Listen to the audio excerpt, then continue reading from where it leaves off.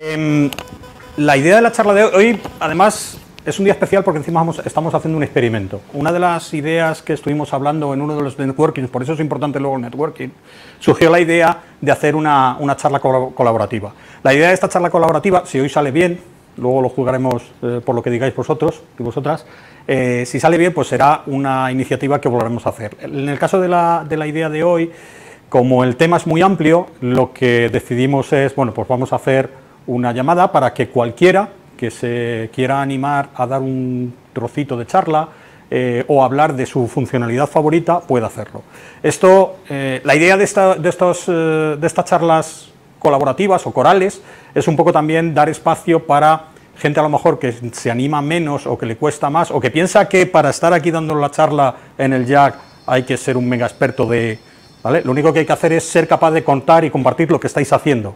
Y nadie sabe más de lo que estáis haciendo vosotros que vosotros mismos, ¿vale? Entonces, este tipo de ideas, la idea es poder ayudar. No es el caso de hoy, porque hoy todos los que vamos a estar al final, pues más o menos tenemos una cierta experiencia, pero os animamos a que en futuras ocasiones os animéis y os apuntéis. A mí, por ejemplo, me ha tocado empezar por la parte menos técnica, por la parte de introducción, pero lo que vamos a aprovechar, no voy a hablar de ninguna funcionalidad en concreto, pero sí quiero aprovechar para contar una pequeña introducción y definir determinados conceptos que probablemente oigáis o vamos a ver durante la charla de hoy y que a veces generan un poco de ruido, un poco de confusión. Entonces vamos a establecer un poco la base para que podamos entender un poquito mejor el resto de la charla.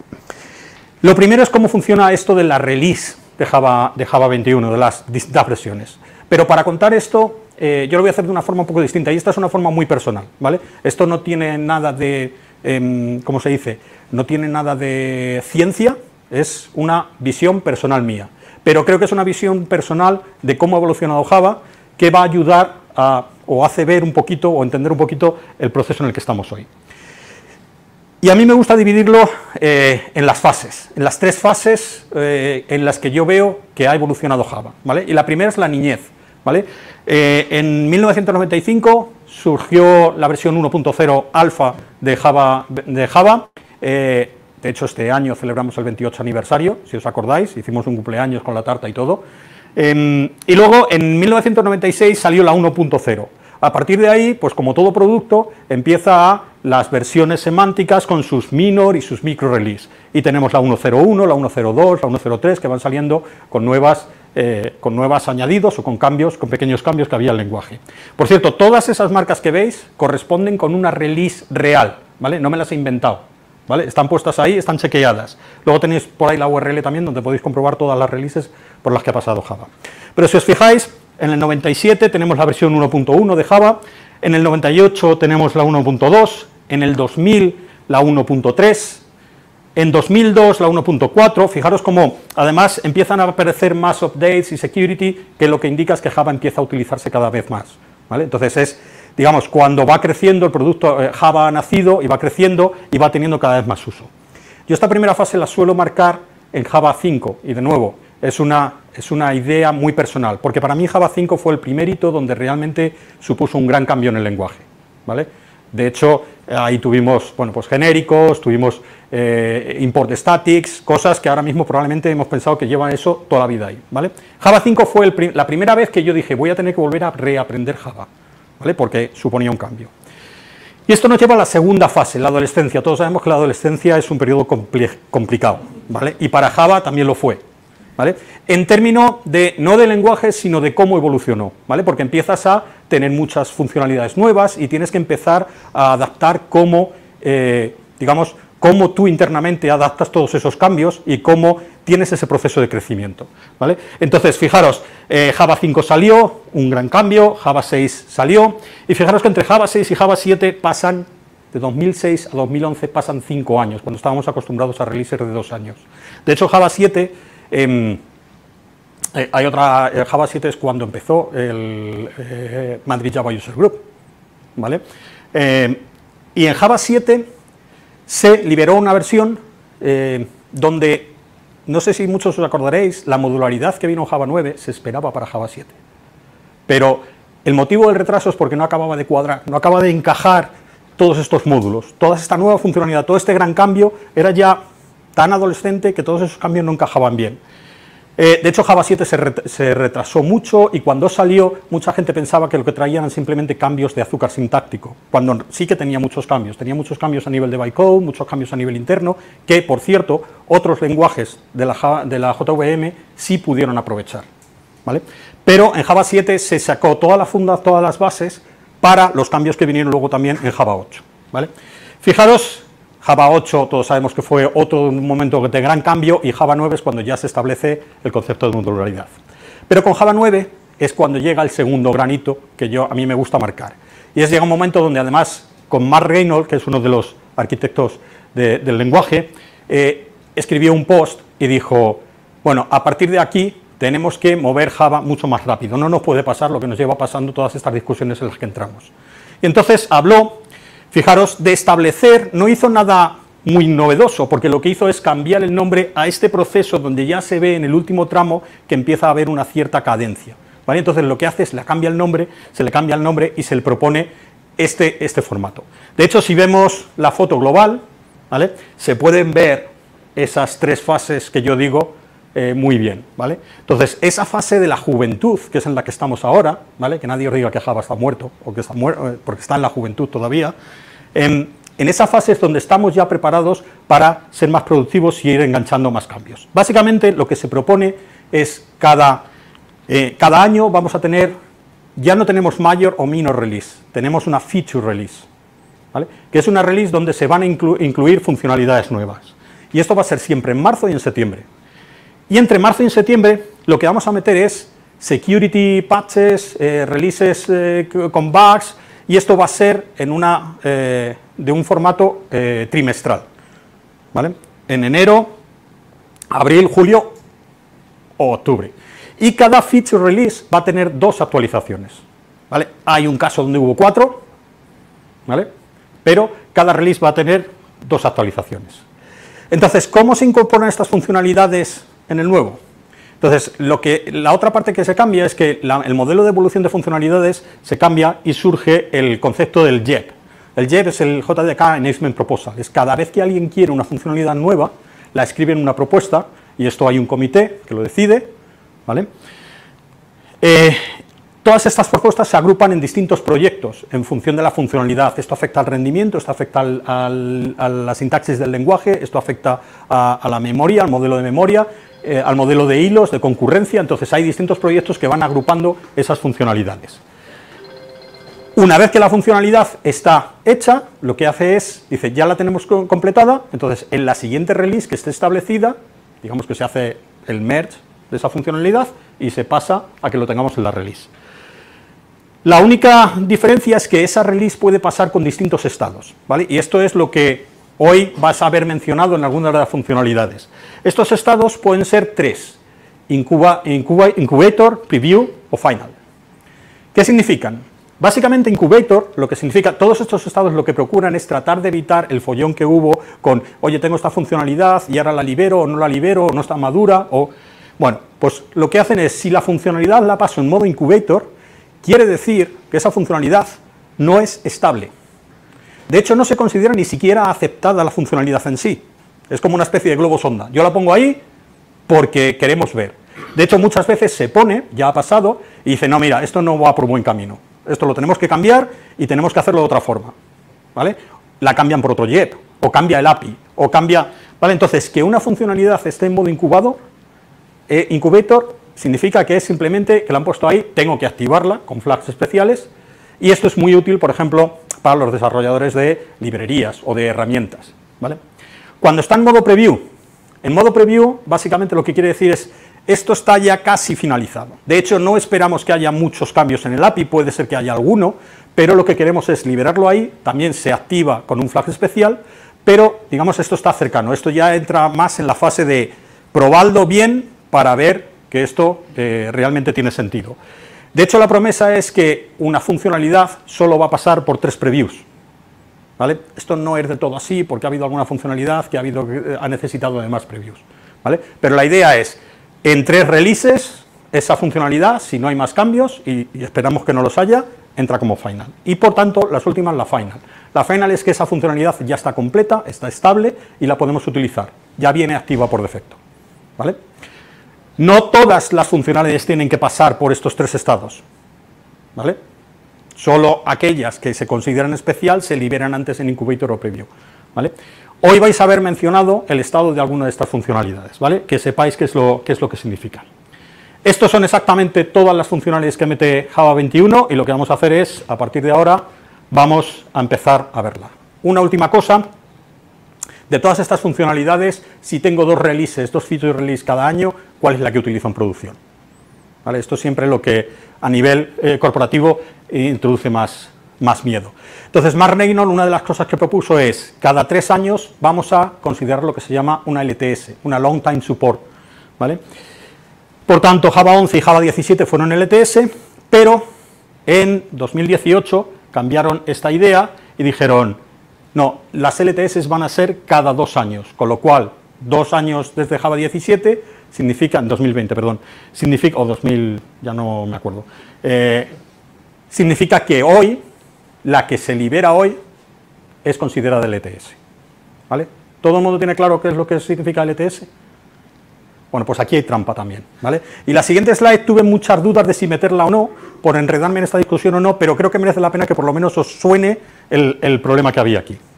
¿Qué significa exactamente Long Time Support en una release de Java? ¿Vale? Y aquí hay un post que escribió Nikolai Parlov, que es advocate en Oracle, hace unos meses, y que básicamente viene a decir que Java 21 no es LTS, ¿vale? Con lo cual ya empezó todo el mundo a decir, pero bueno, ¿cómo? ¿Vale? En realidad tiene razón en su post, ¿vale? Lo que yo os he dicho es correcto y él también. Básicamente lo que entra en un vídeo es en explicar las interioridades, es muy interesante, de cómo funciona exactamente el proceso de release. Y lo que viene a decir es que Java 21 como especificación no puede ser nunca LTS, porque no hay una especificación que sea LTS, ¿vale? Sin embargo, esa especificación y la implementación de esa especificación, habrá empresas que te den un binario, puede ser OpenJDK, puede ser Oracle, y cada empresa podrá decidir a qué le da Long Time Support. Lo que pasa es que entre la comunidad, lo que sí se acuerda es que más o menos ese proceso de cada 2 años marcarla como Long Time Support es pues, más o menos lo que se acepta entre todos. Por tanto, Nikolai, con este hilo, estaba correcto, ¿vale? De hecho, su último post lo que especifica es Java 21 en sí no es LTS, es el JDK 21 lo que es LTS, ¿vale? O el binario que me dan con el Java 21. Y tenía razón. ¿Sabéis cuál es el problema de este hilo?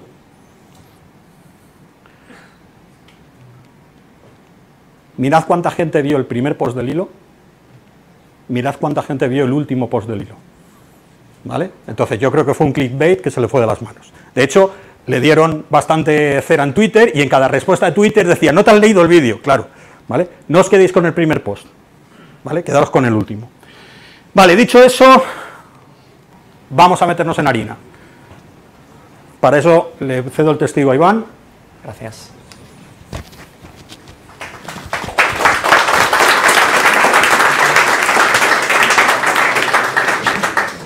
Pues empezamos con las novedades ya de Java 21. Como ya os ha dicho David, os acabo de explicar, String Templates Preview, ya os acaba de comentar lo que significa, ¿no? Ha entrado, en principio ya no lo van a quitar porque no es Incubator, en teoría no debería cambiar el API, pero habrá que ver qué pasa. ¿Por qué quería contar yo String Preview? Perdón, String Templates. Yo soy Iván del grupo de Groovy, ¿no? Y en Groovy llevamos usando interpolación de strings desde la 1.0, ¿no? Y la primera cosa que tenéis que distinguir, y es importante para entender por qué en Java se llama String Templates lo que han hecho, y no interpolación, es la diferencia, ¿no? Tanto en Kotlin como en Groovy tenemos interpolación de strings. Interpolar un string básicamente significa que tú pones una cadena, entre comillas, y entre medias, en donde pones tu texto, pones algo especial para poner tus variables, ¿no? Tanto en Groovy como en Kotlin, $, abres llave, pones user.getName, cierras llave y sigues, ¿no? Y eso se interpola y se sustituye, ¿no? Entonces al final puedes poner un mensaje, hola, user.getName, ¿cómo estás? De una manera que es bastante legible, ¿no? Porque seguro que a todos os ha pasado cuando construís una cadena, ¿no? Concatenando con el más, pones hola, comillas, pones el más, la variable, te falla un espacio, la coma la pones mal, la admiración, ¿no? Nunca aciertas a la primera. porque sobre todo cuando tienes mensaje largo, ¿no? Es un poco tedioso. Entonces, eso es interpolación. Eso no es lo que han hecho en Java, y por eso han tardado tanto tiempo probablemente en hacerlo bien, o en hacerlo de otra forma, ¿no? Y lo han planteado, y si os leéis el JEB y os leéis la discusión que hubo, Brian Goetz, uno de los arquitectos, lo explicaba muy bien. Porque la interpolación de string tiene problemas, ¿no? Y el problema puede ser uno como esto, ¿no? Todos tenemos una query y al final ahí pones name igual a, ¿no? $p. Este código no es válido en código Java, ¿vale? Esto no funciona, pero sería el equivalente, ¿no? Y además tampoco escribimos este código, usamos prepare statement porque esto, como sabéis, tiene un problema de inyección de SQL. Nunca usamos más para construir SQL, nunca, ¿no? Utilizamos, o nosotros si lo hacemos directamente, utilizamos prepare statement, o si usamos Hibernate, Spring, Microdata, cualquier biblioteca, librería que utilicemos para hacer SQL, nunca hace estas cosas, porque esto es malo, ¿no? Si ponéis un nombre, si el nombre que pasáis ahí arriba es ese, Iván, cierro la coma, o pname distinto de Iván, al final esto se traduce en esa query. Dame todas las personas cuyo nombre sea Iván o cuyo nombre no sea Iván, ¿no? Básicamente, toda la base de datos. Seguro que conocéis esta tira de XKCD y recordéis al pequeño Bobby Tables. Pues es lo que pasa, ¿no?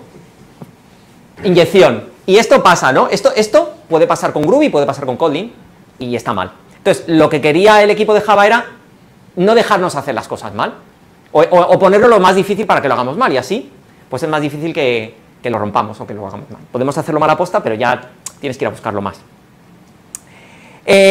Imaginaos que hubiera una forma de que cuando ponemos un string como ese con un texto así, automáticamente se escapara, se sanitizara, se validara para que se construya algo como aquí, ¿vale? Aquí básicamente se están escapando todas las comillas de tal forma que todo lo que está ahí abajo se sustituye dentro del name, pero como una string, ¿vale? Entonces buscas un nombre que se llame así, coma, Iván, otra comilla, or, pname, tal. Entonces no pasa nada, eso no encuentra match en la base de datos y no estás devolviendo la base de datos al completo. Y por eso se llama string templates, porque no vamos a interpolar, sino que vamos a tener templates. ¿Y qué es un template? Básicamente tiene como tres partes. Tenemos el str punto, que es la novedad, que es el template processor. Entre las comillas tenemos el template en sí, y allí veis que tenemos el name, que es la embedded expression, no la cosa que vamos a evaluar. ¿Qué cosas vemos distintas? Además del str punto, la forma de definir la variable, ¿no? Se pone la contrabarra, el backslash. Y esto básicamente, pues cuando se ejecuta, veis que devuelve un string y devuelve pues lo que tú esperas, ¿no? Mi nombre es Iván. ¿Qué ventajas tiene esto? Que cuando implementas un string procesor de estos, o un template processor, tienes acceso a todo eso y lo puedes validar y lo puedes sanitizar. Y ese ejemplo que ponía antes en el SQL no existe, pero lo podrías hacer. Podrías crearte tu procesor SQL punto y que dentro se valide y se verifique todo. Entonces, es un poquito más engorroso o es un poquito menos directo a lo que a lo mejor estamos acostumbrados de otros lenguajes, que al final es poner str punto, o sea que tampoco es que nos echemos aquí las manos a la cabeza, pero tiene muchas ventajas. ¿Qué podemos hacer más cosas? Esto permite poner todo así. Esto es una única línea, perdón, estos son 4 líneas o 5, esto está copiado tal cual de IntelliJ. Son 4 o 5 líneas y cada vez que ponemos contrabarra llave, podemos poner una variable y podemos poner varias líneas. Y esto no se ve aquí abajo, pero vamos, lo pone todo. Son las 7 y pico del 19 de septiembre. ¿Qué problema tiene esto a mi entender? Que nos vamos a flipar. Vamos a empezar a poner código a muerte, así, cada vez más largo, y nos vamos a flipar. Entonces, simplemente un warning, que está muy guay los string templates y vamos a querer utilizarlos a tope en los proyectos, pero no hagáis estas cosas feas, sacaros variables y definir las variables que al final vuestros compañeros cuando revisen los merge requests os lo van a agradecer, y vuestro yo futuro lo agradecerá también. Dicho esto también, ¿no? Soportamos cualquier cosa de strings, tenemos multiline strings, y podemos hacer cosas como estas, que esto es muy legible, ¿no? Te defines tus dos variables, aquí, bueno, pones un HTML, y esto cuando se evalúa, igual de nuevo, devuelve un string, pues ahí imprime lo que estáis esperando, ¿no? Se sustituye el título y el texto. Nada nuevo, ¿no? Con multiline strings. Este es otro procesor, este es de formateo, y básicamente lo que permite, podéis poner aquí, pues mira, tanto por ciento, $12s, repíteme 28 espacios, me formateas no sé qué. Es un poco así, bueno, tenéis luego las slides para que lo miréis, pero esto al final lo que os devuelve es una tabla como aquella que se ve por ahí. Entonces os permite generar texto formateado, que para algunas cosas el output puede ser bastante fácil, porque aquí recordad que tenéis multiline string, entonces es una forma fácil de poder generar algo relativamente legible. Tenemos otro procesor que es el raw, que la diferencia es que no devuelve un string. Si os dais cuenta, esto es un string template, ¿vale? El raw lo que se utiliza es para procesar o para tener acceso a todo lo que está en el template, ¿vale? Entonces, cuando tú utilizas el raw o cuando lo utilizas como base para implementarte algo, tienes acceso al texto dentro, tienes acceso a las variables, tienes acceso a cada fragmento que hay dentro y haces tu lógica, haces tu validación, lo compones o haces realmente lo que te dé la gana, ¿no? Y cuando quieras ejecutarlo de verdad, pues tienes el método interpolate. Al final, crear un string processor de estos es implementar un método en un functional interface y poco más, o sea, es bastante más fácil de lo que parece.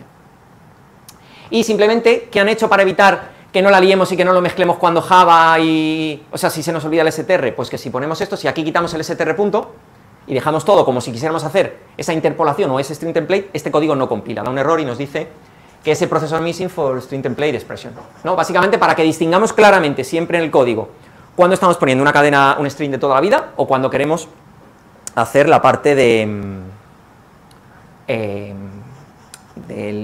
string template.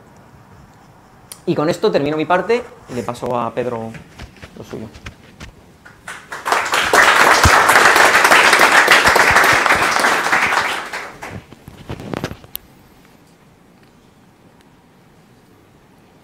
Hola, buenas tardes.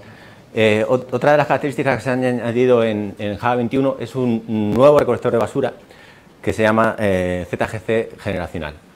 Se activa de esa forma. Hay que elegir primero trabajar con ZGC y luego hay que activar un flag, ¿vale? Que es el Z generacional. A pesar de esto, es un nuevo recolector de basura que no tiene nada que ver con el ZGC que teníamos hasta ahora, ¿vale? Es una nueva base de código completamente distinta.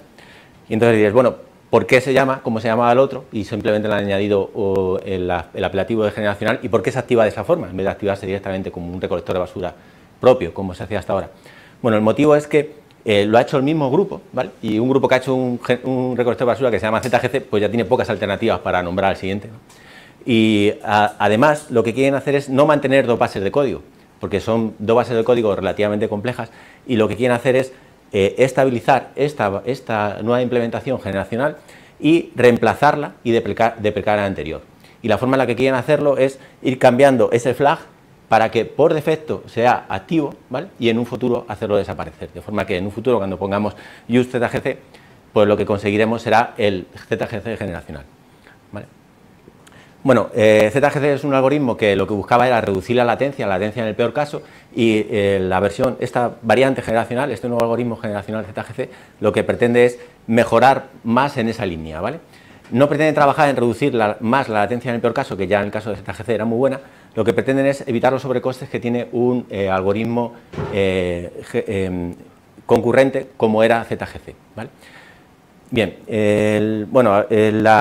me gustaría presentar todo el algoritmo en esta sesión, pero eso es grandísimo, necesitaríamos toda esta sesión o posiblemente más.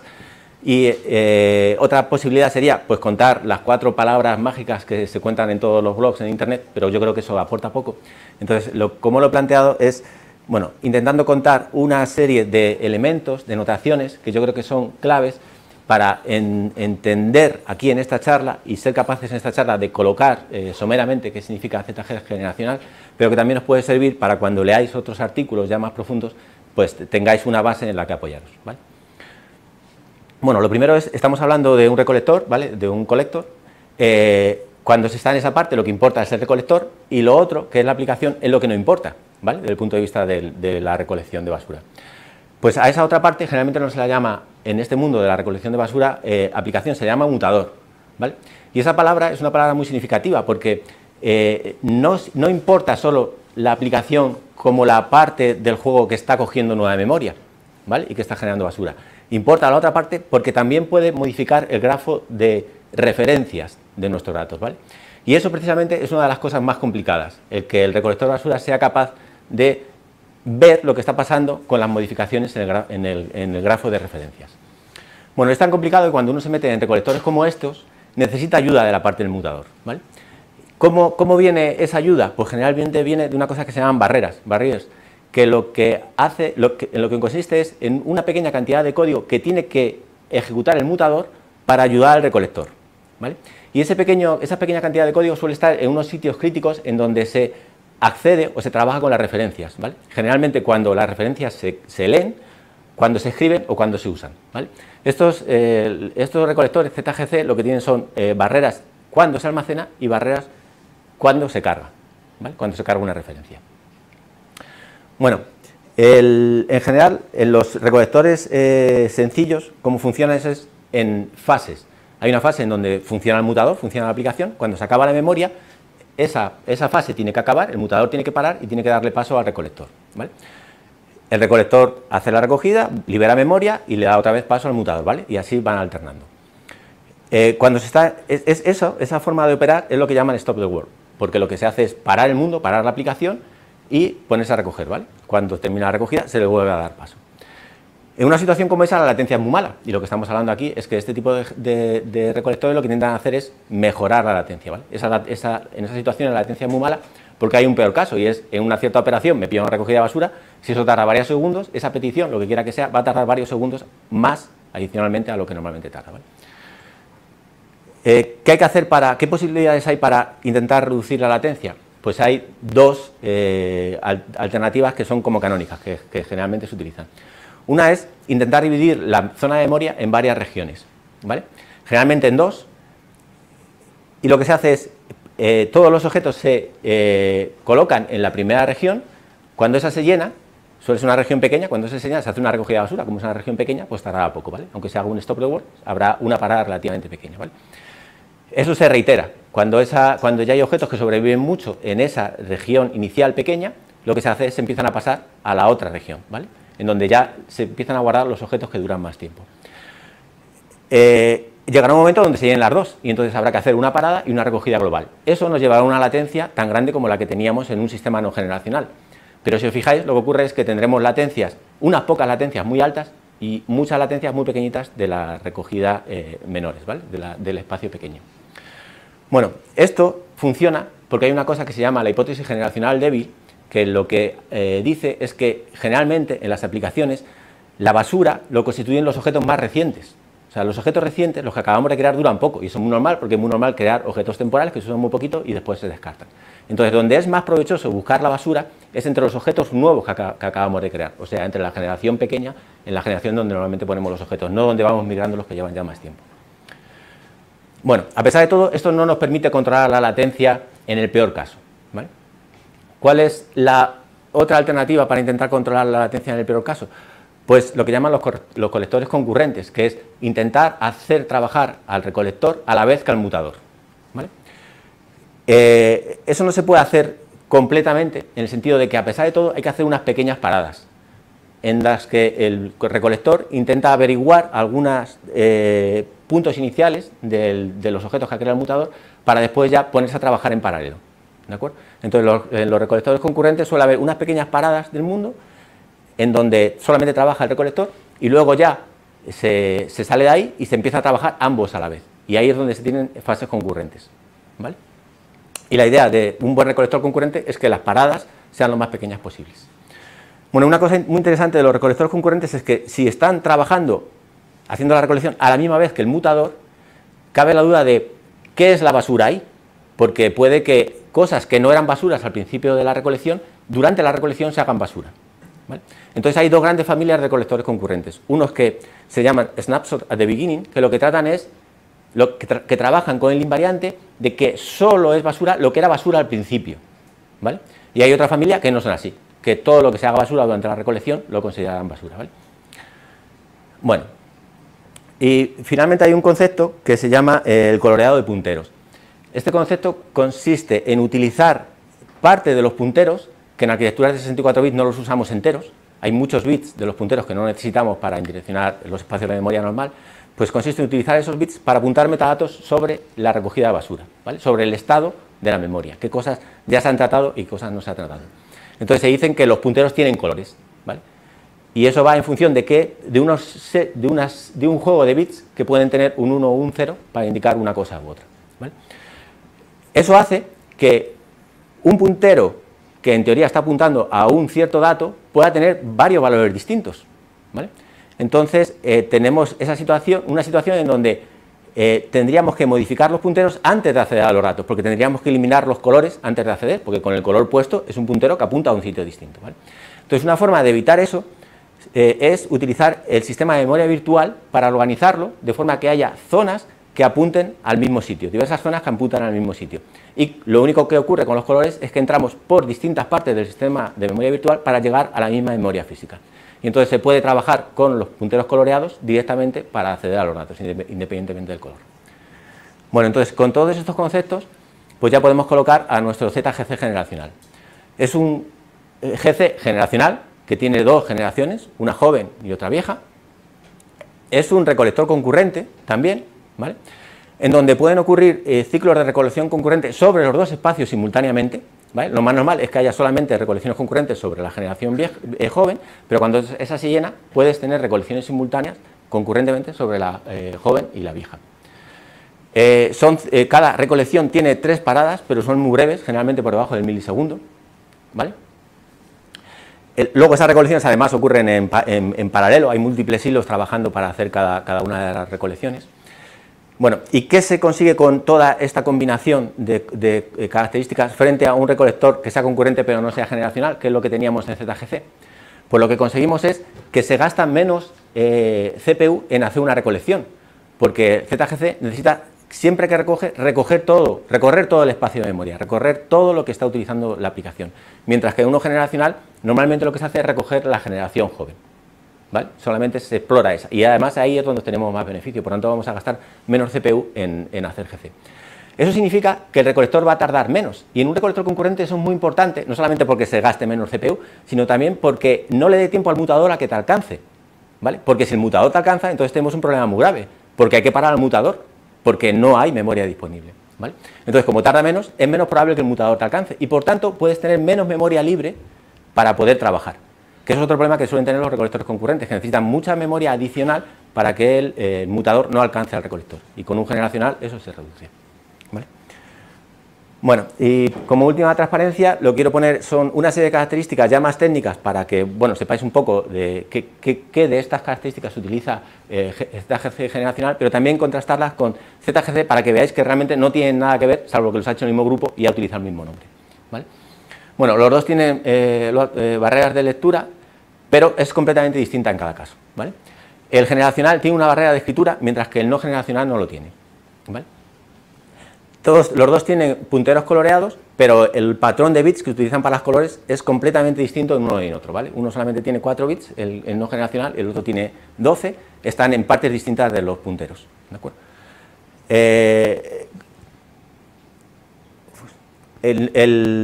Cuando los punteros se sacan del heap y se meten a registros o se meten en la pila, el ZGC no generacional mantiene los colores, mientras que el generacional los elimina, ¿vale?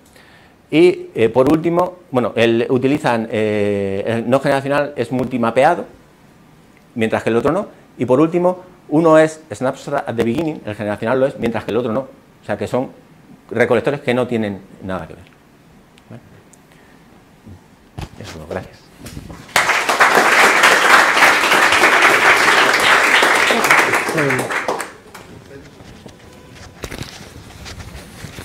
Muy buenas, voy a hablar de algo un poco más aburrido o menos que la anterior. Empezaba hablando de las nuevas sequences collections que han metido en la versión 21 de Java. A ver, más o menos el problema que se intenta resolver es que hasta Java 21 pues no teníamos una forma uniforme de representar una colección dada como una secuencia, que es diferente a que algo esté ordenado, digamos algo que puedas iterar, que tenga algo antes y después, que es de hecho la forma en la que se lo han definido. Una secuencia es algo que tiene un primer y un último elemento, tiene un predecesor y un antecesor, y puedes iterarlo tanto en sentido natural como en sentido inverso. Y también se pretende que se puedan hacer operaciones comunes, tanto en el principio como en el final de esta secuencia. Entonces, hasta Java 21, pues digamos que teníamos distintos tipos de colecciones, pero cada una se accede de una forma diferente, o se maneja de una forma diferente. Por ejemplo, para list, pues para el primer elemento tenemos el típico get elemento 0, para coger el último pues ya tenemos que depender de cuál es el tamaño de la lista, con lo cual pues estamos acostumbrados, pero realmente es un poquito feo el tener que hacerlo de esta forma. Para las colas, que es una colección un poco más moderna, pues sí que tenemos un get first y un get last. El sorted set, pues tenemos un first y un last. Para el linked hash set, pues tenemos que utilizar un iterator para para acceder al primer elemento y directamente no podemos o no es fácil el hacerlo una iteración o acceder al último elemento en este caso.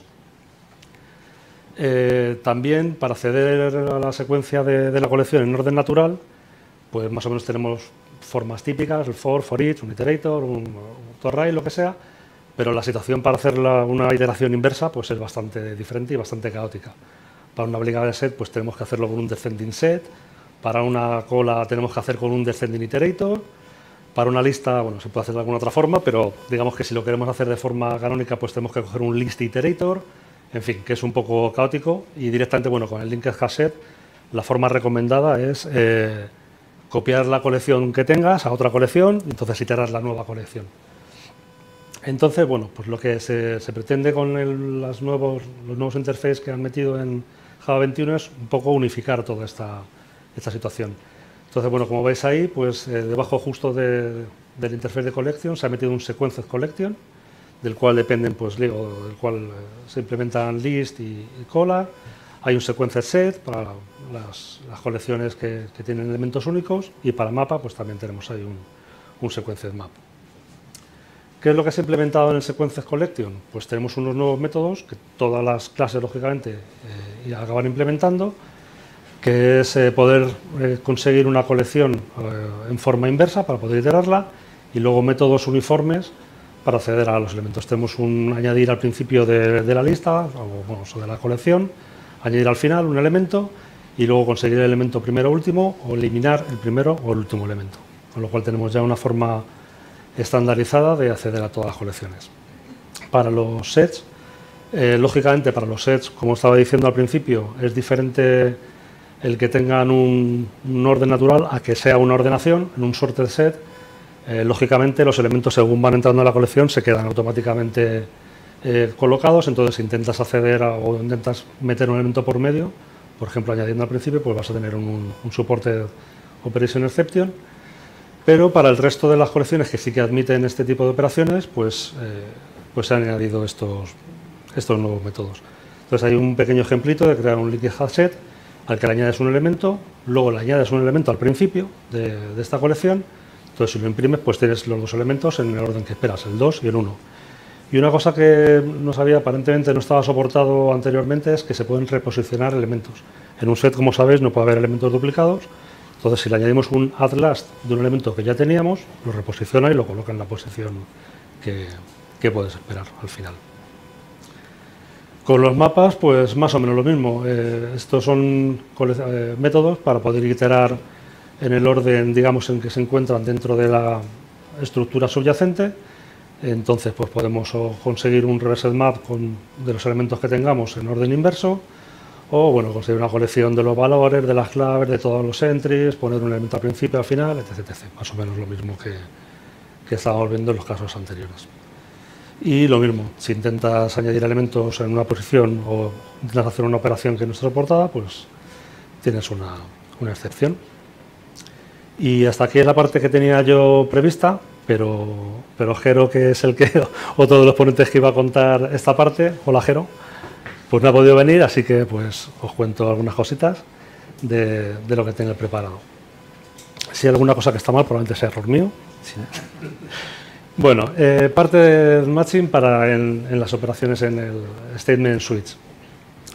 Vale, hasta Java 17 podíamos hacer ya un instance of dentro de un switch, con lo cual pues teníamos ahí pues que si tienes un entero, pues tienes ya la variable i, puedes acceder al elemento, tenías que ir preguntando, haciendo una estructura de este tipo. Y desde la versión 21 podemos utilizar ya un switch propiamente.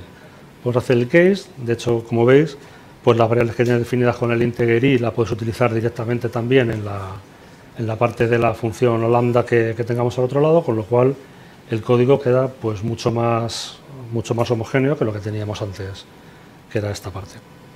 Aparte también, aquí lógicamente cuando vas evaluando las expresiones, pues mira la primera expresión, si no la siguiente, con lo cual tienes ahí unos ciclos de CPU que aquí directamente el switch va directamente ya al caso concreto, con lo cual te ahorras un cierto tiempo por aquí. Si esto lo mezclamos con con una serie de interfaces, que como sabéis es un interface que solamente define cuáles son las clases que puede implementarlo, pues entonces tenemos también ya que el caso del switch queda mucho más compacto porque no tienes un default, ya sabes cuáles son todo el universo de posibles clases que se pueden utilizar. Con lo cual, pues aquí veis, tenemos una estructura en la que tenemos una interface operación que no tiene ningún método definido, pero que tiene 3 clases que lo implementan, la suma operación y un value. Entonces podemos hacer una operación calculate que recibe una operación. Ahí no tenemos que empezar con instance of y si tiene tales valores, sino que directamente pues decimos, si es una de la clase de tipo suma, pues utilizamos el calculate para recursivamente hacer la operación y nos queda un método pues muy compacto para hacer este tipo de operaciones. Otra cosa interesante es que anteriormente no se soportaba null, con lo cual en un caso como este, pues ahí en el calculate, antes tendríamos que haberle puesto si la operación es null, pues no sé qué. Ahora ya el null, digamos que se puede utilizar también dentro de la propia expresión switch, con lo cual le devolvemos un valor y el código es mucho más legible. Vale, también tenemos el case condicional. Como veis, lo que se ha implementado es aparte de que tengamos un switch con la opción de que es la clase integer, aparte también le podemos meter una condición de que sea integer y además mayor o igual que 5. Entonces, si esto cuando lo iteras, pues te ahorras una parte de código que te queda también pues mucho más legible. Y por supuesto en el when le puedes poner, como es una lambda, una función, y le puedes poner el código que quieras, todo lo complicado que quieras y bueno, se evalúa correctamente. Vale, otro tema también, record patterns, también conocido como de construcción de records. Básicamente tenemos un record que es el punto, que tiene unas coordenadas x e y. Entonces normalmente lo que habría que haber hecho, lo que se hace hasta Java 17, es que tenemos ahí es una instancia de point. Pues entonces cogemos las variables, las sacamos accedemos a ellas y hacemos la operación que queramos. Desde Java 21 podemos directamente definir que es una instancia of point de xy, entonces ya tenemos esas variables accesibles, con lo cual el código, pues como veis, es bastante más sencillo y mucho más legible. Esto funciona también de forma anidada, ¿vale? De forma que en este caso tenemos el point con su xy, tenemos un rectángulo que contiene puntos, que a su vez, claro, lógicamente que tienen su xy, y también definimos ahí un círculo, y abajo, pues como veis, lo que estamos haciendo es decir, si el objeto que nos están pasando es una instancia de un rectángulo que contiene un punto x1 y 1 y un punto x2 y 2, directamente podemos acceder a esas variables últimas, x1 y 1 y x2 y 2, y acceder directamente y no tenemos que empezar a hacer todo el código que tendríamos que meter habitualmente para acceder a ellos. No sé, el tema del center del point, no sé si había que comentar algo ahí, pero bueno, el tema del círculo, pues veis que también, aunque no estamos utilizando el punto, sí que tenemos que definirlo, porque lógicamente es parte de la firma del récord, con lo cual hay que definirlo ahí.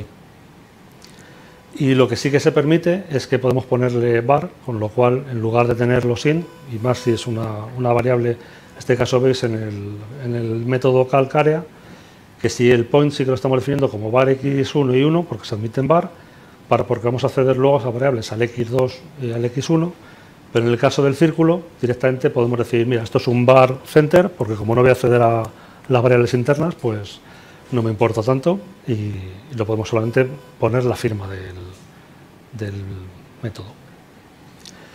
Esto también funciona en switches, de forma que aquí estáis viendo pues una estructura de clases bueno, más o menos ya conocida, con el punto. Tenemos un interface de figura que está implementado por rectángulo y círculo, y abajo en el método de calculación del calc area, lo que tenemos es que estamos utilizando todas las variables para un rectángulo, ¿vale? Y estamos utilizando al final la expresión como una lambda accediendo a todas las variables, y en el caso de abajo pues el switch sabe cuál es el caso por el que tiene que entrar en función de la función del tipo de objeto. Y bueno, esto es un ejemplo de calculadora, que tenemos una calculadora para una serie de operaciones con pues, una instrucción switch. Aquí es interesante, bueno, primero el caso que comentábamos antes de que puedes definir el caso null para tener un valor que quieras tener por defecto en caso de que no llegue una operación.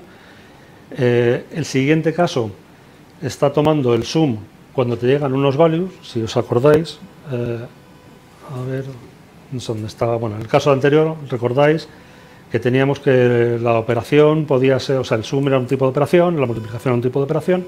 Entonces, en el segundo caso del switch, estamos viendo que está tomando el caso en el que es un sum de values. Y en el siguiente estamos en el que sea un caso de sum de operaciones. Con lo cual puedes hacer una estructura ahí para saber o para tener controlado en qué punto quieres que entre el código. Luego los otros, pues la multiplicación y el value, pues más o menos son legibles. Esto es, bueno, nos comentaba Jero que esto es una forma bastante habitual de utilizar las cosas en escala, sobre todo con los option, similar a los optional de Java, pero tiene una diferencia. Y básicamente, bueno, podemos definirnos un option nuestro que tenga dos implementaciones, una el sum de t, que sería pues como un parecido a un optional, y un none. Entonces, de esta forma podemos hacer pues lo que sería en escala, parece que es bastante típico, yo no controlo escala, pero bueno, un if-else dentro de una operación switch, con lo cual tienes ahí dos ramas de código que puedas ejecutar y lo tienes bastante compacto y bastante legible.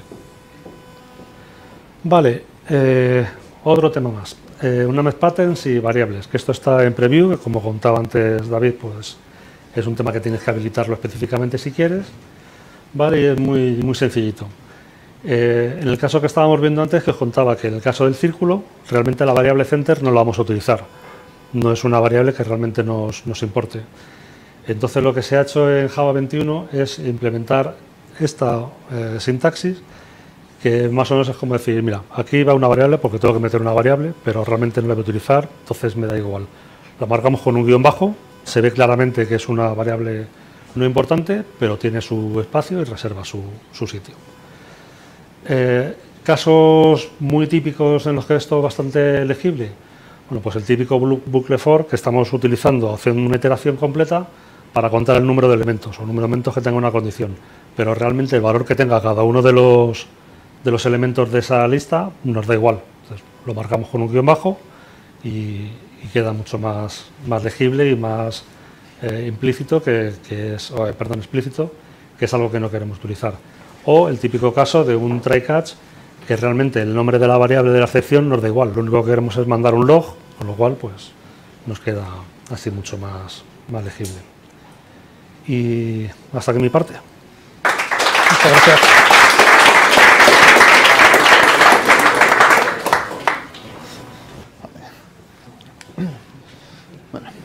Buenas tardes, yo vengo a presentaros el Project Loom y los 3 JEPs que lo componen. Los hilos virtuales entran en la JDK21 como una forma nueva de usar hilos, que es una virtualización al final de un hilo virtual. Esto lo que nos va a permitir es... lo que nos permitirá es tener una gestión más sencilla de estos hilos a nivel de programación y poder tener un mayor rendimiento. ¿Vale? A efectos prácticos, los hilos se comportan como los de plataforma, o sea, van a tener prácticamente el mismo uso. Hay algunas características que van a variar, pero por norma general todo lo que se podría utilizar en un hilo de plataforma lo podríamos utilizar en un hilo virtual. Además están preparados para hacer un uso casi óptimo del hardware. La implementación, aunque sea un poquito pequeño, la podemos hacer mediante factory methods con el executors, porque vamos a tener una nueva forma de crear un executor, un virtual thread per task, que es que cada vez que le pidamos una tarea nos dé un hilo, o podemos crear los hilos manualmente pues con un thread of virtual y los hilos tradicionales de software los podríamos utilizar con un thread of platform, ¿vale? De plataforma. Otra forma de crearlo sería con este Start Virtual Thread y pasarle un runnable. ¿Vale? En el JEP hacen algunos comentarios sobre la performance que se está consiguiendo con estos hilos, sobre todo con códigos ligeros, como este código de aquí, pues podemos ver que es un thread que solo va a tener un sleep de un segundo, ¿no? Pero lo que conseguiríamos es lanzar como unos 10.000 hilos que tardarían un segundo en pocos segundos. Tal. Esto es un buen punto, por ejemplo, para aplicaciones de servidor, como podrían ser pues un Spring Boot, Tomcat, que algunos de estos ya lo han implementado, lo están implementando para las siguientes versiones. Al final, como decía antes, estos virtual threads van a estar por debajo de van a estar corriendo dentro de uno o varios hilos de plataforma, pero lo que va a hacer es que no tengamos el problema de bloqueo para los input-output, porque al final estos los podemos gestionar de manera interna sin bloquear todo el sistema, ¿no? Para lo que nos podría pasar, por ejemplo, si utilizásemos un pool de hilos de plataforma, pues no es un pool de 200, que al final tienes que ir pidiendo hilos, o podrías llegar a tener incluso excepciones porque vas a intentar coger algo que no tienes disponible. Vale. Están recomendados para muy alta concurrencia y para situaciones en las que no esté ligado la tarea que vayamos a realizar con la CPU, porque si hiciésemos algún tipo de cálculo que bloquease la CPU por completo, el problema sería que no tendríamos, que estaríamos bloqueando la posibilidad de hacer más hilos. Entonces lo que estaríamos bloqueando es otro recurso, no los hilos que tendríamos. Y respecto a los usos, cuando comentaba que se pueden utilizar estos hilos como si utilizásemos un hilo de plataforma con el mismo código, hay que tener en cuenta que hay unas características que son fijas para los hilos virtuales. No van a pertenecer a un thread group, vas a tener un dummy, te aparecería un virtual threads. Todos estos hilos son de Daemon y, por ejemplo, tienen una prioridad fija que no vamos a poder configurar. Luego, por otra parte, hay alguna serie de funciones estáticas como este getAllStackTraces que van a descartar los hilos virtuales, pues para no ensuciar. No se recomienda hacer un pool de hilos virtuales porque esto son muy baratos de crear, entonces sería como una pérdida de tiempo y vas a crear una sobrecarga en algo que es innecesario. También una cosa que hay que tener en cuenta es que va a seguir habiendo casos en los que un hilo tradicional, un hilo de platform, siga teniendo sentido, sobre todo con recursos compartidos. Vale, y dentro de este mismo Project Loom hay esto ya se encuentra en producción. Dentro de este Project Loom tenemos dos JEPs más que están en preview. Esto lo que nos va a ayudar es a mejorar la gestión, aunque no son específicos de los virtual threads, pero se benefician mucho con esto. En primer lugar estarían los scope values, que lo que nos va a permitir es definir variables con un contexto controlado. Es decir, que cuando llamemos a un método, sepamos que esta variable solo la vamos a utilizar dentro de llamadas de este método. Esta funcionalidad, por ejemplo, es muy útil pues en los típicos frameworks, cuando tienes una variable compartida a la que tienes que acceder con un thread local. Entonces lo que necesitas es saber qué vas a acceder, pues, para recuperar este contexto. Es una alternativa a Thread Local Variables que, además de controlar el contexto, nos va a dar cierta performance porque son inmutables, y además vamos a tener ciertas excepciones y vamos a intentar accederlo desde sitios que no deberíamos accederlo. ¿Vale? A efectos prácticos es como tener un parámetro de un método implícito, como si fuésemos llamando a una función, pasásemos el parámetro, la siguiente función que llamásemos lo pasásemos, ¿vale? Y así recursivamente. ¿Vale? Un ejemplo, el ejemplo que comentaba, por ejemplo, de un framework context, lo envolveríamos en una scope value que nos permitiría crear una instancia y al crear un contexto, o sea, cuando tengamos el contexto, utilizar ese scope value para esta variable estática que vamos a utilizar de referencia, decirle que utilice un valor en concreto. Con el run le diríamos, pues arranca la aplicación. Entonces sabemos que en todos los sitios que vamos a llamar, una vez hemos arrancado la aplicación, podríamos utilizar ese estático de scope value para recuperar el valor. ¿Vale? Este valor no va a cambiar, pero lo que sí que vamos a poder hacer es reasignar el valor que tenga un scope value en un momento determinado. Esto podría pasar que, pues, por ejemplo, en este caso, esta función foo llama una var y luego utilizamos esa misma variable de scope value para cambiarle el valor, que mientras estemos dentro de esas llamadas tenga ese valor y al volver automáticamente se recupere el valor original. ¿Vale? Y la otra funcionalidad, la otra feature que está en preview para el proyecto de Loom es un tema de estructurar concurrencia, que es cuando vamos a gestionar varios hilos a la vez, o bueno, queremos gestionar muchos hilos a la vez, se nos pueden dar situaciones en las que, bueno, pues si tenemos dos llamadas a dos hilos, a lo mejor estamos pendientes de que uno acabe, saber si ha acabado bien, no ha acabado bien, tal. Esto lo que nos permite es, con este scope, Structure Task Scope, sacar hilos que van a ser hilos virtuales por defecto, aunque podríamos utilizarlo para hilos de plataforma, y gestionar todos los posibles errores o las respuestas a la vez.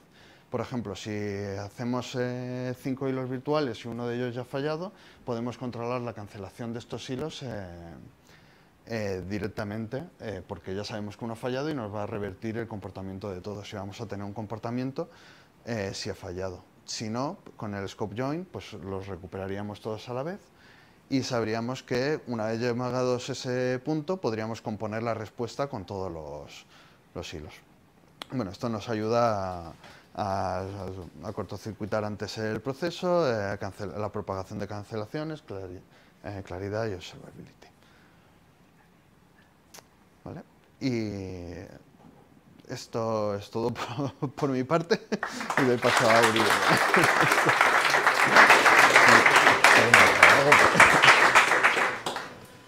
Bueno, esta feature os va a ayudar a desconectar un poco de todo. Hacemos pausa. Esta es fácil. Clases sin nombre y métodos main en instancias. La idea de esta feature es evolucionar el lenguaje Java para hacerlo más friendly, más fácil para la gente que empieza. Entonces, la idea es que los que se enfrentan por primera vez no tengan que enfrentarse a conceptos muy complejos o complicados que en realidad han sido diseñados para cuando tenemos aplicaciones muy grandes o programas muy grandes y que el ejercicio de escribir un programita pequeño pues sea fácil y no te enfrente a conceptos más avanzados. Entonces, típico ejemplo, Hello World, que todos hacemos, incluso los más avanzados pues cuando empezamos a tocar una nueva tecnología. Vemos que aquí en Java este Hello World es bastante verboso, ¿no? Tenemos el modificador de acceso y la declaración de la clase, que son útiles si tenemos código encapsulado para ser usado por componentes externos, pero que aquí nos da un poco igual.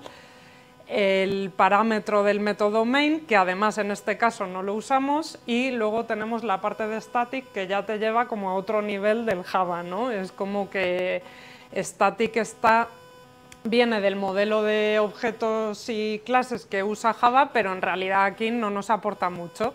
Vale, pues si nos quitamos todo esto de encima, llegamos a un código mucho más sencillo, donde tenemos una clase y un método main que ahora no es estático, sino que está asociado a una instancia.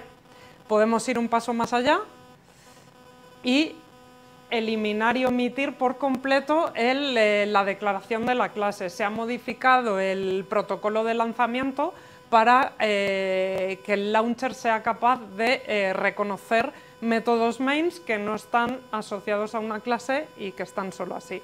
Así que vemos directamente el código y el propósito del método. Y eso es todo. portado bien.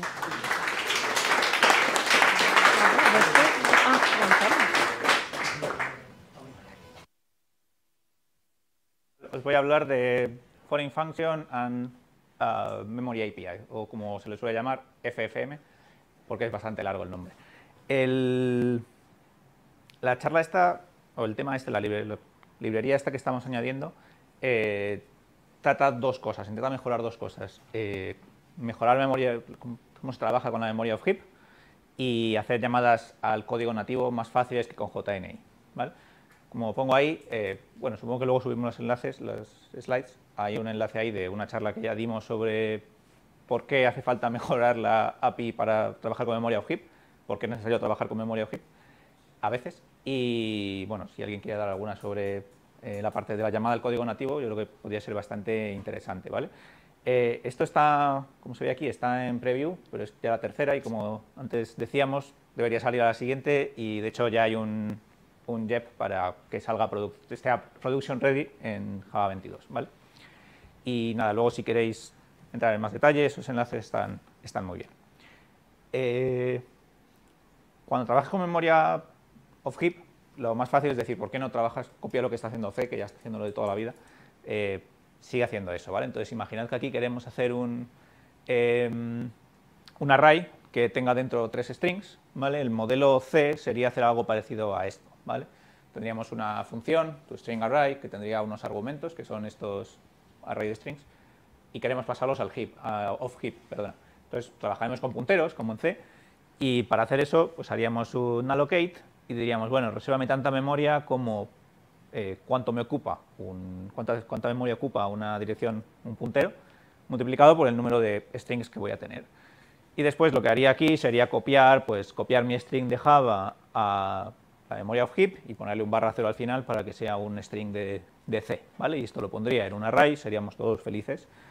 Y cuando lo fuéramos a llamar, los de atrás lo mismo no lo veis mucho, pero básicamente cuando lo llamaríamos normal y en algún momento le diríamos, oye, puntero, libérate en C haríamos un free, aquí haríamos un close, que es lo más parecido a en Java, el mundo Java, ¿vale? Esto lo que haría sería borrar nuestro array, el puntero que teníamos, pero nadie estaría borrándolo de abajo y sería el típico error muy conocido para los que habéis trabajado en lenguajes sin recolector de basura o con gestión manual de memoria, que te dejas basura por ahí, ¿vale? Lo que ha hecho la gente de este JIP es definir varias clases, hacerlo bastante más complejo, pero a la vez más difícil de meter la pata, ¿vale? Lo que en C es un puntero, aquí se llama memory segment. Los memory segments no extienden autoclosable, entonces no podemos hacer el close que habíamos hecho antes. Y en su lugar tenemos una cosa llamada arena, y esta arena es una cosa que sí que extiende autoclosable y tiene la responsabilidad de crear y liberar estos punteros, estas direcciones de memoria, ¿vale? Cuando se cierra la arena, se libera toda la memoria. Esa es la idea, ¿vale? Por si acaso miráis código, el FFM lleva mucho tiempo alrededor. Creo que se metió en Java 16, me parece, las primeras incubators, ¿vale? Los nombres han cambiado un montón, estos patrones han cambiado mucho y de hecho se ha dedicado mucho más tiempo a definir esto bien que a toda la parte de llamar a código nativo, que parecería mucho más compleja, ¿vale? Para que lo sepáis, viendo rápido, básicamente hay 4 tipos de arena. Los dos principales son, o los dos más fáciles de entender a lo mejor son estos dos. Luego la arena quiere decir, hey, esto está toda la vida de la JVM por ahí corriendo, así que nunca se va a liberar la memoria. Eso está bien si quieres hacer algo estático o cosas así. Y el auto quiere decir, oye, cuando la arena, esto es un objeto en el heap, se recolecte por el recolector de basura, entonces liberas la memoria, ¿vale? Así es como funciona, como la autoarena es como funcionan los byte buffers a día de hoy, que es como la única forma que tenemos en Java oficial de trabajar con memoria of heap, ¿vale? Estas dos implementaciones, aunque extienden autoclosable, ignoran el método close, ¿vale? Una es con el recolector de basura y la otra nunca se cierra. Y luego tenemos otras dos implementaciones, que son el confine y el share, que esta sí que cuando cierras la arena se libera la memoria de manera automática y atómica, y la única diferencia entre ellas es si solo la puede utilizar un único hilo o si la pueden utilizar varios, ¿vale? Es más cómodo si la pueden utilizar varios, pero es más eficiente si no tienes que meter cerrojos en todas partes, ¿vale? El código de antes sigue siendo bastante feo, ¿vale? Es parecido, en este caso con los nombres puestos y demás. La mayor diferencia es que aquí recibimos una arena como argumento para poder hacer el allocate luego, tenemos que pegarnos igual con las direcciones de memoria, o la cantidad de memoria que queremos hacer el allocate, y bueno, tenemos algunas funcionalidades para no pegarnos con la parte de el /0 de C y demás. Lo importante aquí al final es que cuando, aquí se ve todavía menos, cuando esto se mete en un try and catch con donde creamos la arena, se lo pasamos a nuestra función, y aquí no podemos hacer el close en el array porque no es autoclosable, y al final del todo, aquí abajo en la llave, si tenemos una arena de las que se controlan manualmente, se liberaría la memoria en ese mismo punto. Uno de los problemas más gordos cuando trabajas con memoria of heap a día de hoy es que no es fácil controlar cuándo liberas la memoria y es bastante problemático para lo que nos dedicamos a ello. Y bueno, en ese momento se libera la memoria de manera atómica, al menos para la JVM se libera de manera atómica, para el código nativo no, pero bueno, eso ya es más tricky. Sobre la parte de llamar a funciones nativas, tampoco tenemos mucho tiempo para pegarnos con ello. Hay unos ejemplos muy buenos en el JEP, así que yo os diría que lo vayáis a mirar. Yo creo que el TLDR es tedioso, aunque mucho menos que JNI, es mucho menos peligroso que JNI. Esperamos que sea más fácil de debugar que JNI y que se basa sobre todo en hacer... JNI te permite hacer una de las dificultades que tienes, que tú puedes compartir con código nativo estructuras, strings, objetos que tienes en tu heap. Eso aporta muchísima complejidad porque tienes que afectarse al recolector de basura y demás, es muy complejo. Aquí han decidido pasar de todo ese tema y decir, no, mira, vas a trabajar con código nativo, estupendo, trabaja con memoria of heap, te damos unas APIs mucho mejores que las que tenías antes para hacerlo, y cuando en algún momento necesites luego volver al código Java, haz una copia y vuelve, ¿vale? Es un poco como funciona también WebAssembly en Node, por ejemplo, ¿vale? Y bueno, que sepáis que aunque se supone que en Java 22 va a estar listo para producción, y además va a ser bastante más rápido de lo que es ahora. A día de hoy, el coste depende de la llamada, a veces es más rápido o más lento que JNI, se espera que vaya a ser casi siempre más rápido que JNI. Estamos hablando de nanosegundos, pero bueno, están ahí, ¿vale? Y vale, otro tema que quería hablaros es de Vector API. Esto está en Incubator y va a estar en Incubator durante mucho tiempo, yo creo, porque depende de Valhalla y Valhalla le queda. Y básicamente Vector API es un sistema para trabajar con vectores. En la informática hay un montón de significados para la palabra vector. Un vector puede ser la clase que teníamos en Java antediluviano, en la que no teníamos array-list y teníamos vectores, no lo uséis. Un vector puede ser, en el Machine Learning, por ejemplo, los vectores están en todas partes, pero son completamente distintos a lo que tenemos aquí. Lo que hablamos aquí cuando hablamos de vectores es de utilizar operaciones SIMD de los procesadores. Estas operaciones, los procesadores tienen una operación add que suma un número más otro y te da un resultado, y también tienen otras operaciones que a lo mejor suman 10 números seguidos con otros 10 números y te dan otro resultado, 10 resultados, ¿vale? Entonces son mucho más rápidas en ese sentido, si puedes aprovecharlas, ¿vale? Esto es bastante tricky, no lo va a usar el desarrollador medio probablemente, pero seguramente las herramientas que tengáis por debajo sí lo usen, ¿vale? Es muy útil, pues eso, para bases de datos, para motores gráficos, para cálculo numérico, y a lo mejor donde sí que vamos a ver más ventajas es en operaciones con array strings como el hashcode y la comparación entre ellos, ¿vale? De hecho, a raíz de Vector API han metido varias mejoras en el código actual de la JVM, ¿vale? A lo largo de los años. Y nada, tenéis ahí pues eso, un enlace, algunos artículos sobre el rendimiento y demás, pero bueno, eso es básicamente todo, ¿vale?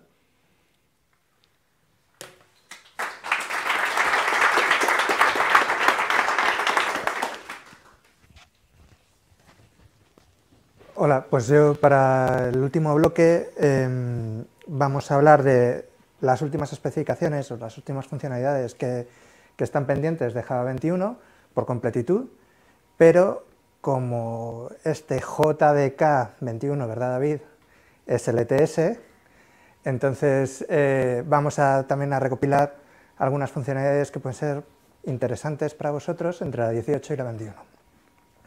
Entonces empezamos con las APIs. Voy a ir muy rápido, voy a dar pinceladas muy de alto nivel y voy a dejar enlaces por si cada uno quiere profundizar, que profundice al nivel que quiera, ¿vale?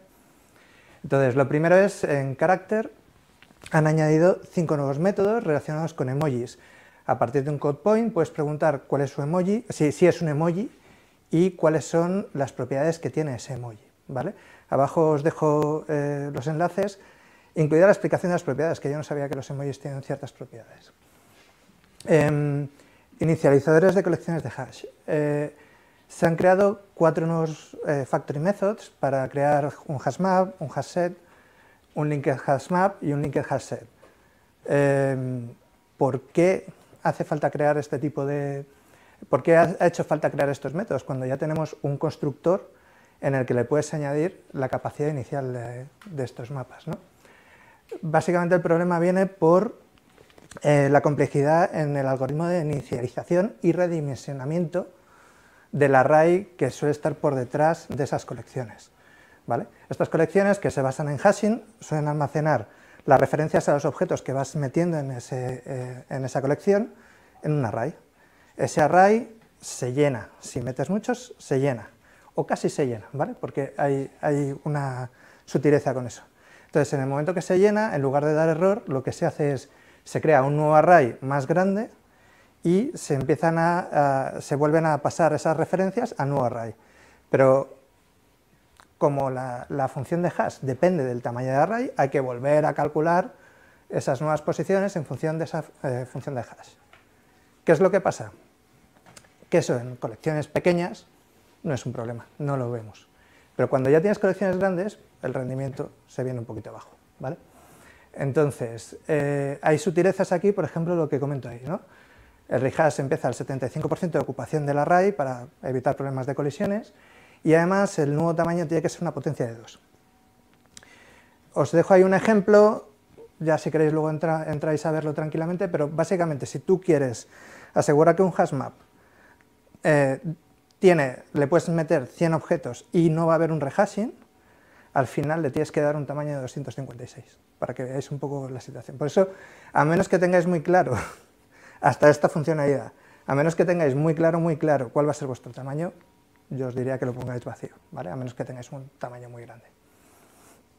Vale, cambios en el API de futuros. Se han añadido Result Now y Exception Now, que son dos formas de recuperar el resultado del futuro que si no está preparado lanzan excepciones uncheck. Hasta ahora solo existía get. Eso en futuros, en completable futures sí que existían métodos parecidos, ¿vale? Pero ahora se lleva a futuro y entonces eso también se propaga, por ejemplo, hacia el for region pool y a todo lo que herede de futuro. Para saber si puedes extraer la información de ese futuro, han dado un nuevo método que es el state, ¿vale? Con una nueva enumeración en donde tienes los 4 posibles estados. Si el futuro se está ejecutando, si ha terminado correctamente, si ha fallado o si está cancelado. Es una alternativa, a mí me sigue gustando utilizar completable, si estás utilizando completable future, el join sigue siendo una buena alternativa, ¿vale? Y ya lo tenemos. Más cambios.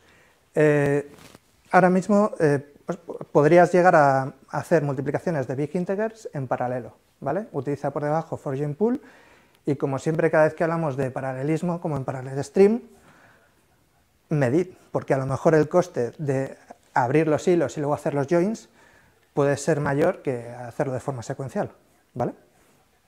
Y por último, algo que es muy cómodo, que por fin en Executor Service, for join pool y HTTP Client han implementado AutoClosable. Luego podéis meterlo dentro de try with resources y y no tenéis que pensar que tenéis que cerrar cualquiera de estos objetos, ¿no? En el finally. ¿Cuánta gente de aquí se le ha olvidado alguna vez en Executor Service hacer un shutdown? Veo pocos, veo pocos, muy tímidos. Vale, pues aquí tenéis los enlaces. Luego, Simple Web Server. Simple Web Server se lanza en Java 18, creo que es, y es un servidor de ficheros estáticos HTTP muy simple. Entonces, el objetivo es simplicidad y facilidad de uso. Por tanto, simplemente sirve HTTP 1.1, implementa HTTP 1.1, no implementa el 2, no implementa HTTPS, no implementa CGI, servlets, nada de eso, ¿vale? Es todo muy sencillo. El objetivo es un poco testing y educación. Yo con esto tengo ciertas dudas porque hay herramientas que ya funcionan para esto, pero bueno, es una herramienta más dentro de nuestro arsenal que podemos utilizar en cualquier momento, ¿vale? Hay dos opciones de uso, se puede utilizar directamente desde el command line y también lo puedes utilizar desde tu aplicación. Entonces, para el command line, simplemente ejecutar JWeb Server, por defecto te va a levantar en el puerto 9000, va a escuchar el localhost y va a servir el directorio, el contenido del directorio desde donde has ejecutado eso. tienes distintas opciones para cambiar esos parámetros y al final puedes parar el servidor con control C, ¿vale? A machete. Y para el API, pues hay que importarlo utilizando un paquete que no solemos estar muy acostumbrados, que eso ya está reservado para APIs privadas de Java, como es ComSAN.NET HTTP Server, y es tan sencillo como utilizar ese factory method, donde le pasas el puerto que vas a escuchar, el path del directorio que vas a compartir y básicamente el nivel de login.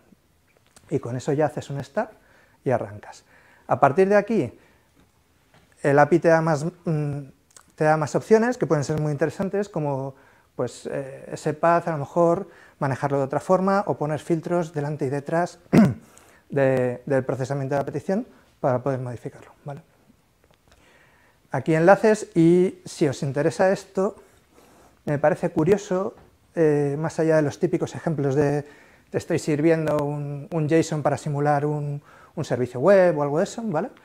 En el último enlace tenéis un artículo de Julia Bowes donde pone 3 casos distintos de uso, utilizando la memoria, sirviendo los contenidos de un fichero zip, o el último era en el caso de tener limitación de acceso a ciertas máquinas y que algo falle, pues puedes ver el contenido de una máquina en remoto utilizando esto. Es un poco extraño, pero a lo mejor podría darse el caso en vuestro contexto particular para resolver un problema muy concreto, ¿no? ¿Qué más mejoras hay dentro de Java 21 y otras versiones anteriores? Tenemos esta que es la preparación para la deshabilitación de la carga de agentes dinámicos. ¿Qué hay detrás de todo esto? Primero, ¿qué es un agente? Un agente no deja de ser una aplicación Java que lo que hace que se crea para monitorizar, observar o depurar aplicaciones que se están ejecutando en una máquina virtual. La idea es que puede interceptar y modificar el código, ¿vale? O sea, tiene superpoderes realmente. Y está con nosotros desde Java 5, con Instrumentation API. ¿Qué es un agente dinámico? Es un agente que se carga una vez que la máquina virtual ya ha arrancado. En cualquier momento durante la ejecución puedes cargar un agente dinámico. Y eso llegó en Java 6 con Attach API, y si tenéis curiosidad ahí tenéis el código para ver cómo, ahí abajo, lo siento por los de atrás, por cómo se carga. Son en 3 líneas de código, puedes cargarlo. Claro, con un gran poder llega una gran responsabilidad. Y entonces, ¿qué es lo que pasa? Si tú puedes cargar de forma transparente agentes, una vez que tú arrancas la máquina virtual, alguien puede cargar un agente, podría entrar, modificar tu código, y eso digamos que no es muy seguro y sobre todo rompería algo con lo que están trabajando, que es integridad del código que se ejecuta, ¿vale? De alguna forma quieren pasarnos la responsabilidad. Vamos a poder cargar los agentes en el arranque de la máquina virtual, pasándole una serie de parámetros, Java Agent o Agent Lib, y entonces, bueno, tú lo estás cargando y sabes que lo estás cargando, ¿vale? Cuando arrancas esa máquina virtual. Entonces, en ese caso, ese caso va a estar permitido, ¿vale? Ha habido cierta polémica con esto, ese caso va a estar permitido, no va a generar ningún warning, nada. ¿Qué es lo que va a avisar en esta versión, en la 21? Va a mandar un mensaje si lo haces de forma dinámica, ¿vale? Y el mensaje, lo siento otra vez para las detrás, es un mensaje de 4 líneas, simplemente eso. ¿Qué significa esto? Que en la 21 va a funcionar la carga dinámica, pero a partir de más adelante no. O sea que estad preparados pues, por si estáis cargando algún tipo de agente, no sé, se me ocurre de monitorización o lo que sea, de forma dinámica, ¿vale? Tenéis aquí enlaces y el interesante me parece a mí es el segundo, ¿no? Que está en draft, como veis es un JEP que está en draft, que habla de integridad y de encapsulación. El símil que hacen es cuando han empezado, o sea, sería hacer lo mismo que con Deep Reflection, cuando empezaron a limitar el uso de unsafe, pues tuvieron que generar un montón de nuevas estructuras y más, pues este sería como el primer paso para hacer el equivalente en la modificación de código, ¿vale? El tiempo de ejecución. Que, bueno, básicamente es una técnica criptográfica para encapsular claves simétricas utilizando claves asimétricas. y así poderlo mandar a quien necesite, ¿vale? Es un poco raro, pero bueno, simplemente utilizando claves asimétricas para mandar la información no es seguro. Normalmente, tradicionalmente, se utiliza padding, y lo bueno de esta técnica es que simplemente con la clave pública puedes generar esa clave simétrica sin necesidad de hacer padding ni modificar nada, ¿vale? ¿Cuáles son los objetivos de JEP? Permitir utilizar las aplicaciones estos algoritmos, ¿vale? Y en concreto los más conocidos pues tienen su versión KEMP también, como RSA, como el algoritmo de curva elíptica o el Diffie-Hellman. Que los protocolos como TLS lo puedan implementar también, y permitir a proveedores crear nuevas implementaciones o modificar las que ya existen para que tengan más rendimiento. Ahí tenéis los enlaces. Y por último, UTF-8 por defecto. Esto es importante, sobre todo si tenéis aplicaciones que se ejecuten a nivel global, ¿no? ¿Cuál es el problema? Yo creo que se ve fácil. ¿Cuánta gente se ha encontrado con algo parecido a esto, ¿no? Que tú generas un fichero en tu Mac. En este caso el ejemplo es, yo lo hago en japonés, mi Mac está en japonés, por lo que sea, genero el fichero, lo leo, y aquí no se ve, pero teóricamente, espero que se vea en la pantalla, se debería ver unos kanjis japoneses, que es lo que tú querías, ¿vale? ¿Qué es lo que pasa? Que en este caso, Iván, no sé si es por Linux, pero el ejemplo yo lo había hecho con Linux, pero no quería trolear con esto.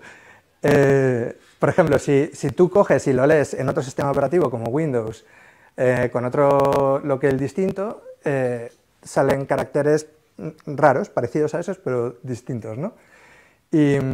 Pero, claro, me puedes decir, claro, es que has cambiado el locale, entonces eso es trampa, ¿no? Bueno, vamos a leerlo en un Windows con el mismo locale. Y los kanjis son distintos también, no son los mismos que los originales. Entonces, como veis, esto es un problema, porque una de las gracias de Java es el run everywhere, ¿no? Lo codificas una vez y lo ejecutas en cualquier parte sin ningún problema. ¿Cuál es la solución que proponen? Pues UTF por defecto, ¿vale? UTF-8 por defecto, en todas las APIs. Eso podría tener un problema si vais a migrar, ¿vale? Entonces, desde Oracle proponen 3 estrategias de migración. Las 2 primeras aplican si el código es vuestro, si lo podéis controlar, y la última es, sobre todo, para las librerías, para ese código que no es vuestro, que lo linkáis con el vuestro, ¿vale? Entonces, en el primer caso es coger y decir, bueno, en los métodos donde puedas poner un locale, ponlo por defecto a UTF-8, pruebas la aplicación, ves que todo funciona, estás listo para ir a Java 21, ¿vale?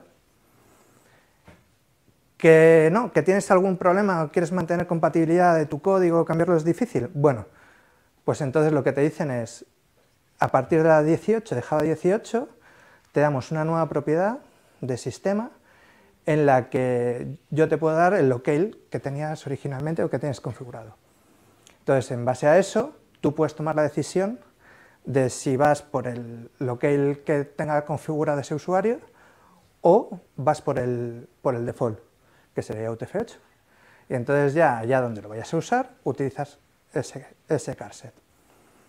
Y luego el último es el modo de compatibilidad, que ellos llaman legacy behavior, o sea que tened cuidado de mantenerlo en el tiempo, intentad que dure en el tiempo lo menos posible. Básicamente es un flag de la máquina virtual cuando lanzas la aplicación, en el que puedes decir que el file encoding entre en modo compatibilidad, ¿vale? No he visto en ningún lado cuánto tiempo va a durar este modo compatibilidad, pero otra vez os recuerdo que es un modo legacy, ¿vale? Y los enlaces. Así que, Iván.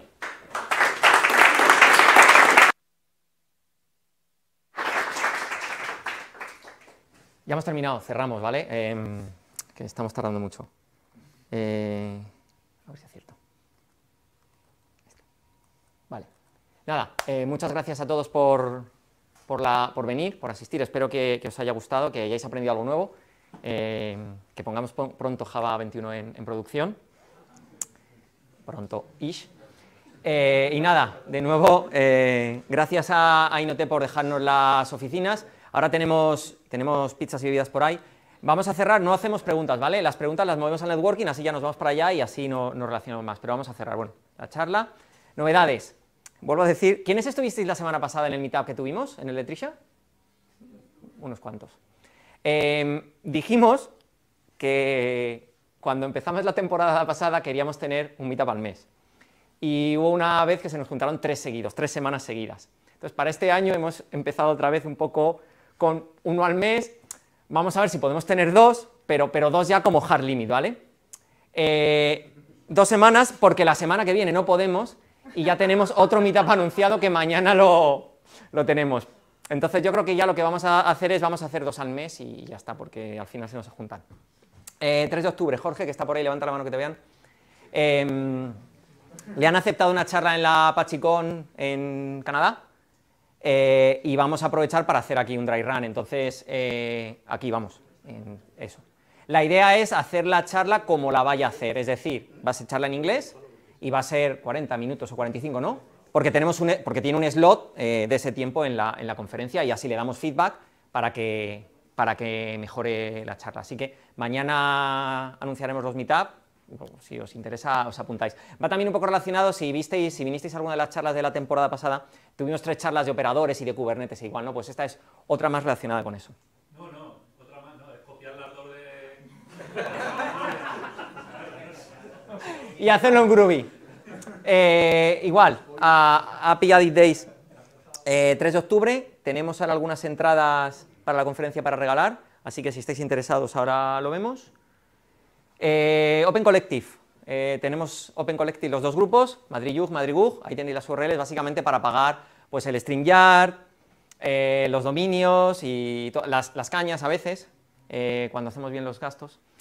Y nada, si queréis donar o vuestras empresas quieren donar o lo que sea, pues aceptamos. Si queréis hablar más, hablamos ahora, ¿vale? Para no enrollarme mucho.